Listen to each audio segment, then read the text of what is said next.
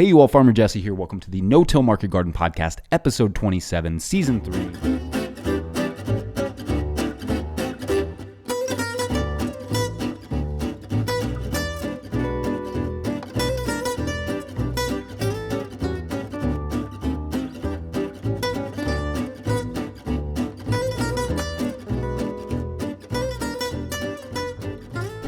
All right, Jesse, we're at your new farm here. I know you've been super busy with all sorts of stuff, so I want to show people around a little bit. I know you've been quiet on YouTube. You've been so busy with writing a book and podcasting and moving. So tell us a little bit about the new farm and what's going on here. Yeah, so we moved recently. We moved in December. So as we film this, it's April, and Hannah and I found this other farm. It's not far from our original farm, but it had a few things that our original farm didn't have. For instance, access for bigger trucks and consumers. We're thinking about opening up a farm store, so we have a building that we're actually going to be able to do that out of. The land is kind of a wash. We actually lost a few acres by moving to this new property, but it's almost exactly the same in terms of how it lays. It's got a little slope. It's it's roughly the same amount of open. So it's a little bit different in some ways. We don't have the animals anymore. The sheep. In particular, we currently don't have the sheep. We also, but we do still have the chickens. Otherwise, it's basically Rough Draft Farmstead 2.0. Well, actually, I lied. This is like our fifth time this is maybe our fifth farm. So we've moved quite a few times in the 12 seasons now that we've been farming. Okay, so that's something we should definitely talk about, the fact that you're okay with moving farms. And I think that's something that a lot of people are kind of scared to do. Yeah. And for you, you're like, moving a farm is easy. I don't know anyone else has said that, but having been to your former property as well, this place is very different. I know in terms of land, you kind of think of it as the same way, but much nicer house, much quieter here, and it just, I don't know, it feels a lot better for your family too. Yeah, it's moving farms is harder than I give it credit for. Maybe I'm a little bit too flippant when I say like moving farms is not hard. It is definitely hard, but what I enjoy about moving farms is all the new challenges that it brings. I've always enjoyed experiencing new things because in the position I'm in at No-Till Growers, I talk to a lot of different people from a lot of different places. So when people are talking to me about specific climates or specific soil types, I really only have the experiences that I've had, that I have a lot of insight on. So every time I move, there's all these new experiences. Like at this farm, we're dealing with a lot of water movement issues, and trying to figure out how to navigate that is kind of fun in a way. It's like super obnoxious and also really interesting. Trying to figure out where I would normally, for instance, Broadfork a bed and then cover it with stuff, compost and those sorts of things, and then plant into that. That usually in the past has worked. On this farm, I'm still getting a lot of anaerobic soil in some spots, and so trying to figure out how to navigate that while plants are growing, it's an interesting challenge, but it's giving me a lot of insight on how to manage water and those sorts of things. It's going to be this spot, like you mentioned about the family. We're a little bit more in a neighborhood now than we've ever been. We went from being like off-grid farmers in a cabin in the woods in 2.5 hours from Nashville, or an hour and a half from Nashville, and like an hour from really anything. And we went from that to like slightly closer into town, and then now we're kind of in town, and we like the opportunity for our children to be able to have other friends that live nearby, and then maybe other families and that we can get along with. And we like this. The idea of having a farm store in the middle of a neighborhood and having all these other families around is kind of fun for us. It's been great so far. So, it's definitely a different farm than we've ever had. But with new farms comes new experiences, so it's kind of fun. I think even for experienced farmers, you go into a new piece of property and there's always like things you never think you'd have to deal with. So, like you were talking about compaction and some, wet areas and things like that, even though you're like, oh, I did this the way I wanted to do it. And so it's always cool to experience those and then be able to share that with everybody else. So let's take a look around a little bit and talk about some of the cool like features and stuff you have going on. Sure.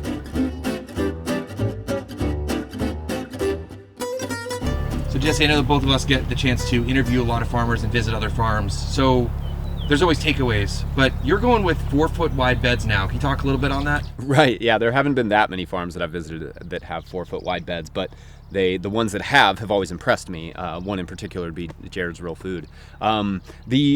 So we've used 30-inch beds for years. I mean, basically since we went to the bed system, we went from row croppers when we were kind of working with our mentors, and that was their style, and then we went to 30-inch beds, sort of in the JM4TA market gardener style, and we used those for several years, and generally like them. Generally like 30-inch beds. They're easy to step over. The tools all fit 30-inch beds, but I wanted to expand the amount of growing space that we had. So we started trialing at the old farm. We started trialing some 4-foot beds, and I really liked them. I liked the sort of interplanting potential. I liked the and an example of that is how, like in this bed right here, we have chard and kale, and I'll explain why about that particular pairing.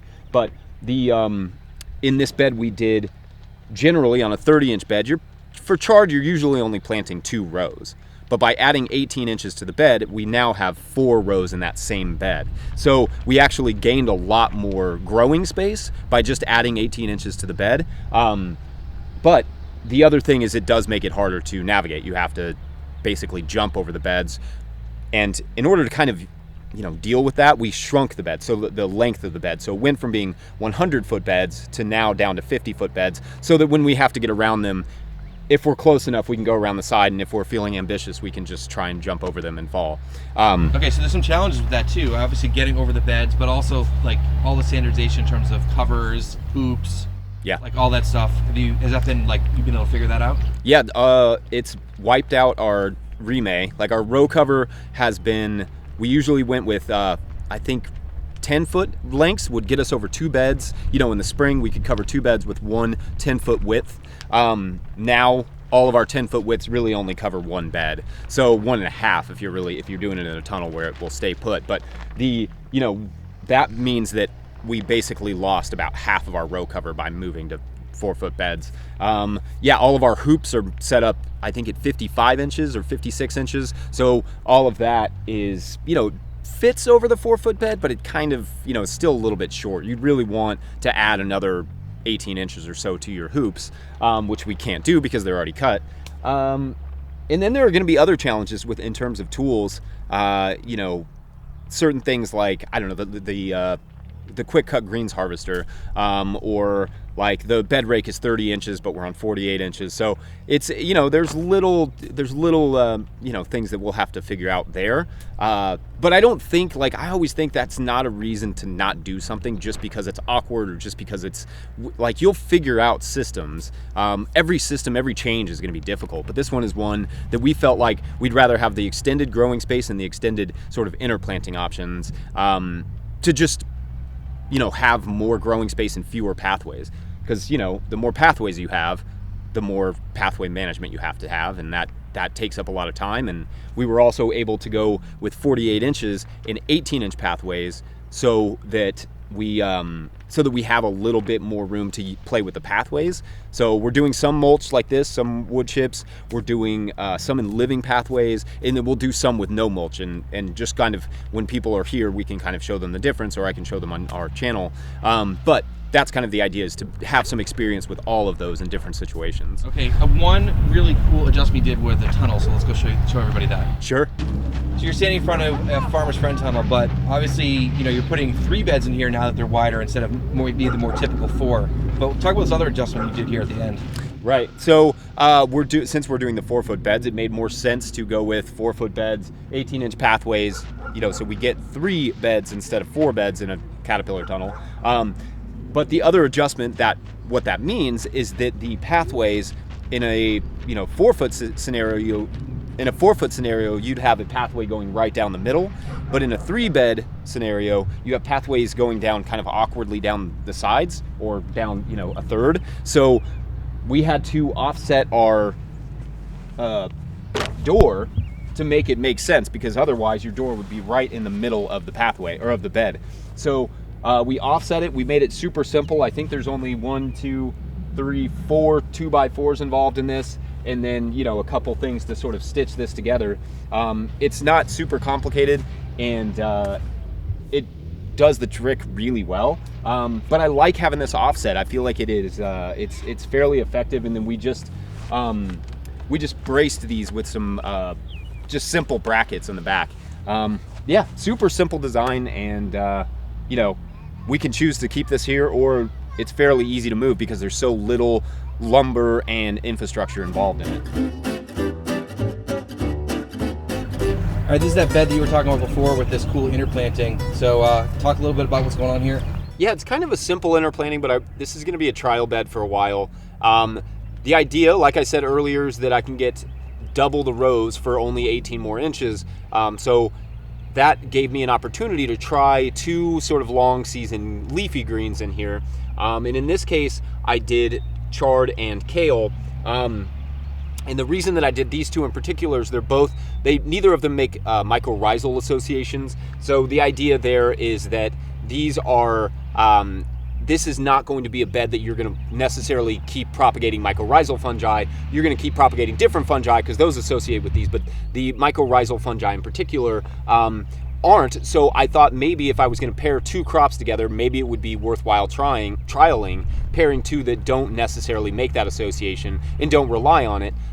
Whereas most of our beds, I like to pair a non-mycorrhizal fungi crop like this, like beets, like spinach, those sorts of things, with another crop that is mycorrhizal association. But in this one, I'm going to trial this for a while and just see how crops that don't make mycorrhizal associations do when they're planted together. I don't know if it'll make a big deal, it may not, but I thought it was an interesting pairing just to see if they like somewhat similar situations in terms of what kind of stuff is growing in the beds with them. Yep. Well, this bed's looking really strong.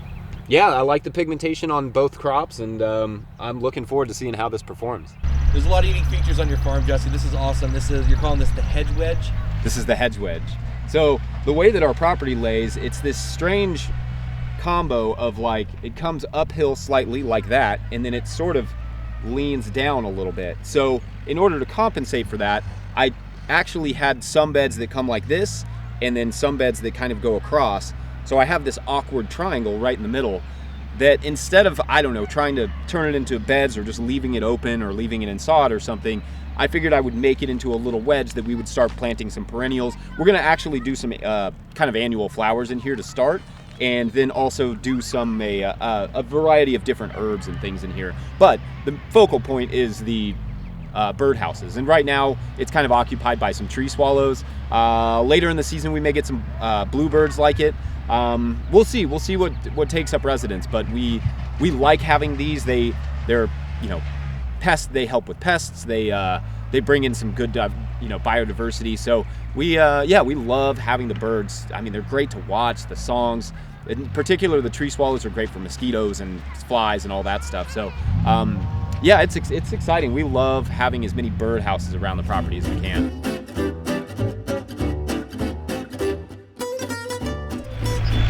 Out your garlic field here, and you actually, before you even moved, as soon as you were able to come in here, you got this planted. Talk about what's going on out here. Yeah, actually, now that we're talking about that, Cheesy and Logan of Ramblin' Farmers come help me set these beds up. And basically what we did was we did a sort of lasagna style, but with hay. So if you're ever wondering if you can use hay in a garden, this is pretty good proof. We laid down hay, and then we layered a pretty good amount of compost. I want to say like 14 barrows on top of a 50-foot bed, so whatever that works out to be per yard. But quite a bit. And then what that led to, or what we did next, was we covered that with tarps for a few weeks, and then we pulled the tarps mid to late October, and we planted our garlic. And there's probably about 4,000 bulbs in here, and they are doing amazing. This is some of the healthiest looking garlic I've seen us have, and we grow garlic every year, but this just looks amazing. I'm really excited about this year's garlic crop. And we only grow 2 varieties. We grow Music, and then we started a new one that is called German Green, and these are both hard necks, so they're both the kind that are going to put up the scapes. We're also going to start doing some soft necks. They're better for our area. They're better for the south and below, from Kentucky and south of Kentucky. In terms of for hard necks to succeed, you really need 40 days under 40 degrees. So we don't always get that in the wintertime. So sometimes these don't always work as well as they should. Yeah, but we're really excited about this, and we're also doing a lot of living pathways. As you can see, the pathways are going to stay in a sod of some form. I do have some seeds in here, but really our experience with living pathways so far in the few years we've been doing it, and we haven't done it on every bed, but we do it on certain beds, and now we're kind of expanding that experience. Our experience is that we don't really get to choose what's in there. I mean, it depends on how you mow it. Nature's ultimately going to decide what kind of stays in there. And you can plant it all to clover. You could like till it up and plant it all to clover, but we didn't really want to do that. I do think there's some benefit to having some grasses in there, as long as you can keep them out of the beds. And we just edge the beds with a weed whacker at the moment, but if that doesn't work, we may ultimately go to an actual edger. Okay, and in fact, you've been really interested in trialing this for a long time. Yeah. And so, how are you managing this? You're using a certain kind of mower or something? So right now I'm working with an electric mower from Greenworks. It's a 17-inch mower, and I don't know yet. The jury's still out on that one. What I want, and if any tool people are listening, is I want a flail mower with edgers on the side. So I want it to go like this, and I want the edgers to hit at 18 inches right along the side and just go, half an inch, just knock that any rhizomatous grass right off the edge of the beds. So most of the business is up towards the front of the property, but we're out here in the back here, and there's quite a bit of land. Talk about what's going on, what are we looking at here, and sort of what are the plans? Yeah, so this is behind me is roughly 4-ish acres. Without the animals, we have to kind of figure out a way to manage them. So, since we got rid of the sheep, we don't have the lamb mowers anymore. And what our goal is, though, is for the moment, we're going to, use our chickens to sort of fertilize this pasture, while we also cut it for hay that we hope to use in the gardens. So that's kind of the idea. We have some neighbors that cut hay, and we're hoping to get them to just cut this for us, and then we'll buy that hay from them, because hay production is super expensive. But we want to manage the nutrients of this pasture, and then be able to bring that over to the garden. So that's one thing. That's one thing we want to do with it. We're also going to build a pond at the bottom, and then maybe bring in some more animals like pigs or something that make a little bit more sense for this scale. We also really like pigs, and we feel like they would fit well in this system, especially down at the bottom. It's very wet on this property, and that's why we want to build a pond down there. We feel like the pigs would be into that. So it's really pretty back here, lots of potential as well. Yeah, and we could also open up more garden space. So we may not do that for a while. We've got to get the 3/4 of an acre, almost an acre that we're going to open up over here, pretty well solid to the point that we're managing it the way we like to, and everything's in good production before we open anything else up. But we haven't ruled it out, extending the garden a little bit.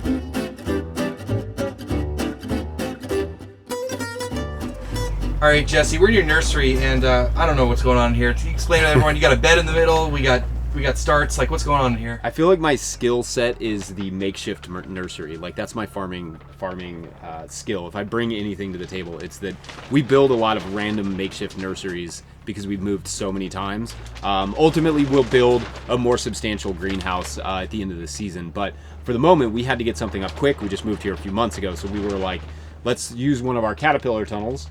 And we put the barrels along the sides, and I also knew that we wouldn't have like a your standard caterpillar tunnels up in time for me to plant the early tomatoes. So we needed to get our cherry tomatoes in, and these are going to be on double leaders, but we wanted to get these in early, so I made a bed right down the middle of the nursery. And there's a lot of reasons I like doing that, and there's a lot of reasons it's kind of obnoxious. But the reason that I like doing it is because these barrels help hold in the heat. So this gives it more of a climate that I don't have to be concerned with the tomatoes when it gets down to 32, or even really this tunnel has gotten down to 23 so far with the tomatoes in, and they're fine. I had them double covered, but they were fine. And with those barrels, they keep it about 5 degrees warmer. After a sunny day, they can keep it about 5 degrees warmer. So if you're getting down to 27, it's still going to be in that 32 or higher range here. And then anything below 27, we really make sure to cover stuff. And but for the most part, those barrels are excellent for keeping in the heat. And it's just, all of this will come out eventually, and these beds will be turned into flower beds, and we'll move everything into a proper propagation house. But this is really functional, we produce a lot of starts out of this space, and it's kind of a mess, but it will serve its function for the season, and so far so good. Plants look great, and obviously, like, we're in mid-April right now, and these tomatoes look huge. So, able to grow these early with this system for sure. Yeah, and when you're doing that, the only thing is when you're doing it early in a non-heated greenhouse, you can't really, we're going to trellis them from the top, but you can't really do that until you're past your last like freeze date, which for us is late April, like April 20th. So it's in like the next 10 days. But last year we got a freeze in early May. Most of our side of the country did, which was really brutal, and that was like 20. So we had to take all of our trellising down and then cover the tomatoes twice, and then put a heater in here. But all of those things are possible. I mean, you can get through pretty well with with pretty simple tunnel, as long as it holds the heat in well and lets the light in pretty well. What's some stuff you guys are growing this year? I see a lot of different starts here. Yeah, so we focus a lot on cherry tomatoes. We don't have a great tomato business at our farmers market, so we focus a lot on cherry tomatoes. So there's quite a few over here, although these are most of the big ones. Most of the cherry tomatoes are over here. We also do a fair amount of peppers, lunchbox peppers, some shishitos we sell pretty well at market. We also still do the soil balls. This is actually anytime I have some space, I'll do some. So what do you mean basil. by soil balls? The soil balls, we did a video at No Till Growers about the soil balls, but these soil balls are, instead of potting up peppers, tomatoes, and those sorts of things in like your, the plastic pots, I literally build balls of soil around the plants. And as you can see, I mean, these do great. Like this is great. Like this is what we'll plant.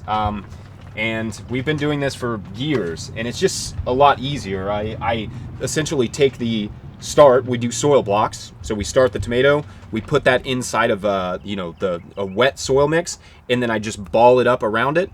And then we let those mature, and when they're ready, we'll plant them. So there's not as much plastic involved. There's not as much soil mix used either.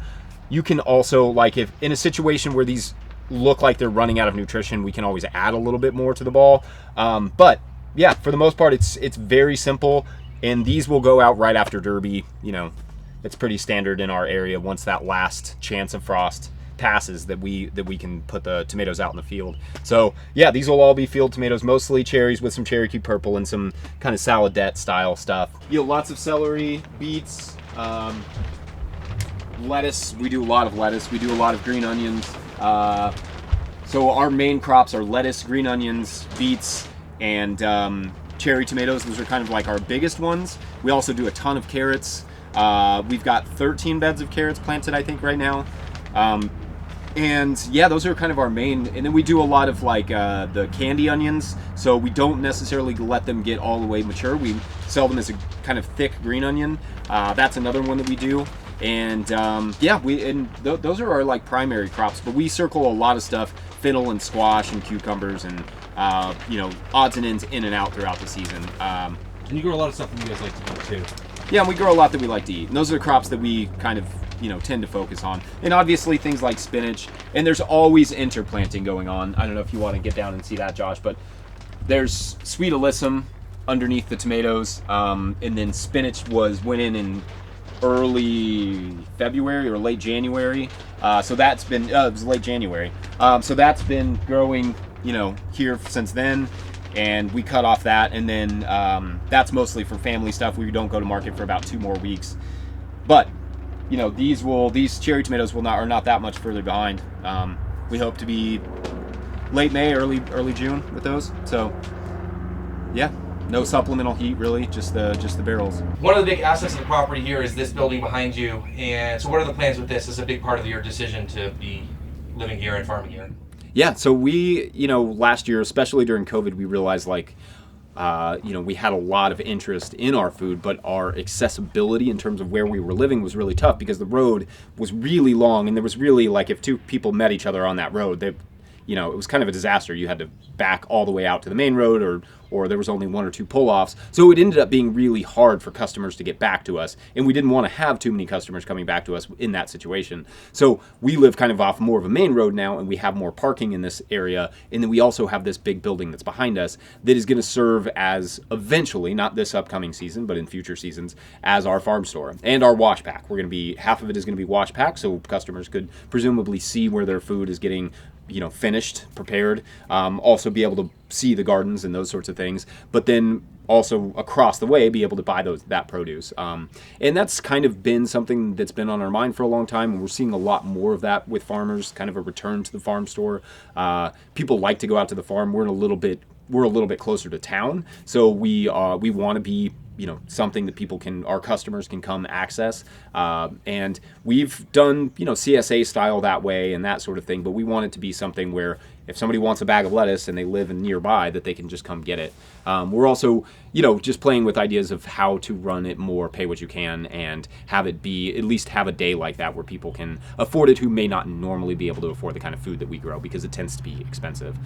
So that's also in this not having to pay for a market fee, for instance, or those sorts of things, enables us to maybe have more flexible pricing. Super great to show everyone around a little bit about your new farm and all the things you're experimenting with. What are some things going on with no-till growers that my audience should know about? Of course, you know, they hear about it from me all the time, but it'd be nice to hear about it from you. Yeah, so you can, obviously we do put up videos and podcasts over at the No-Till Growers channel. There's the No-Till Market Garden podcast. It's just finishing up our 3rd season. Also, we just finished up the Winter Growers podcast with Clara Coleman as the host. She did an amazing job. The also Collaborative Farming podcast is coming up. Bless you. The Collaborative Farming podcast is coming up with Jackson Roulette. That'll come out this summer. It's super cool, just farms that are kind of working together and the different ways that they structure those businesses. And that's super interesting because I think that's, you know, we all kind of believe that is in the future of farming. It'll be play a much bigger role. And then the No-Till Flowers podcast as well. Make sure to check that out with Jenny Love. She did an amazing job. And then Growers Live is okay, hosted by this guy Josh Satin. Yeah, he's not a good host. Yeah, he has his moments. Right. No, make sure to check that out. Growers Live is amazing. Josh does that every other Tuesday at the No-Till Growers channel. And we'll have you on pretty soon too. Oh, really? Yeah. Okay. I told you about that one. Yeah. All right, thanks, Jesse. Yeah, thanks. So I've been here hanging out with Jesse and his family for a couple days, and it's been really neat checking out their new farm. And I've been here working on some no-till grower stuff. And I know I talk about no-till growers a lot because I do a lot of collaborating with Jesse and Jackson, and I really love working with them. And part of the reason is we get along really well, but we also are really focused on the same thing about creating living soil. And it's been really cool to see Jesse and his farm here because we both have similar approaches to the overall ways that we want to be farming in terms of soil health and those kinds of things, but we have very different approaches. Jesse is much more into experimentation, and one of the things, if you followed the podcast, is that he interviews people all over the place, and he's always trying to incorporate really cool ideas that people have, and you can obviously see that here. So I don't know when I'll be back here, but I'll hopefully try to update you guys soon. Make sure you guys are following along all the stuff with No-Till Growers, and definitely go check out the YouTube channel because there'll be content sporadically put on there about all the cool stuff Jesse's doing. So with that in mind, guys, thanks so much for watching. Please hit subscribe if you're not already, and we'll see you in the next one.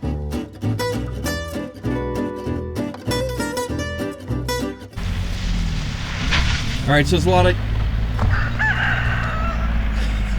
Get the rooster?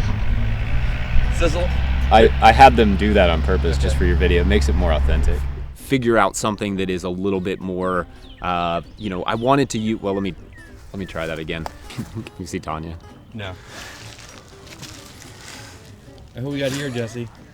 This is Tanya. So big asset on the farm. What'd you say about my farm?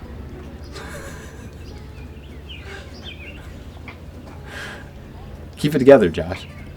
Cool, man. So what's going on with No-Till Growers? I know you've been super busy. Anything you want to share with my audience? What's No-Till Growers? I don't know, man. All right, so...